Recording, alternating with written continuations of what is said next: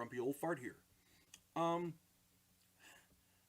I want to talk about an unexplained object, an artifact, a book, a tome, a codex. I don't know what the hell you want to call it. It's the Voynich Manuscript. And for those of you who don't know about it or never heard of it, the Voynich Manuscript is one of history's great unsolved mysteries. Nobody knows who wrote it or why. It has no official title. We call it the Voynich Manuscript because there was a Polish book dealer named Wilfred Voynich who purchased the book back in 1912. And he had it for a long time, and then it's now sitting at Yale University. And it's been there since 1969. Now, nobody can read this book. It is written in some kind of a code or a language that nobody can decipher, and it has yet to be broken. It's just a weird freaking book. This book is estimated to be between 4 and 8 centuries old. It has 240 pages containing the strangest text. It also contains hand-drawn illustrations of real and imagined plants, different plants that never existed on this planet at least, astrological signs and symbols, astronomical diagrams, suns and moons with faces, castles, and bathing women. Considering the time that this was put out, that was probably about as close to pornography as you could get.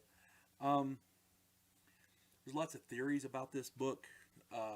Many learned people, many noted cryptographers, people who work with codes, including government people, have tried to break the code in this book, and they can't do it. It's literally unreadable, as far as we know.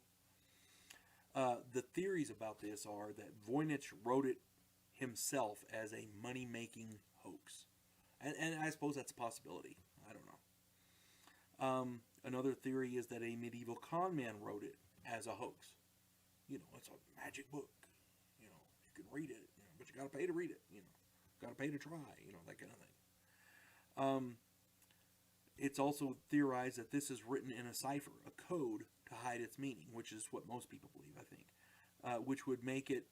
Now, keep in mind, back then, a lot of medicinal and pharmaceutical texts were written in a code because a lot of it kind of clashed with the religious beliefs of the time.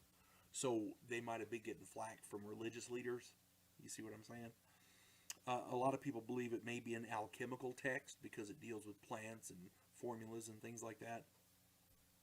Some people have theorized it might be a magical text, a wizard's book, or a witch's cookbook or spell book or whatever. Who knows? Honestly, we don't know.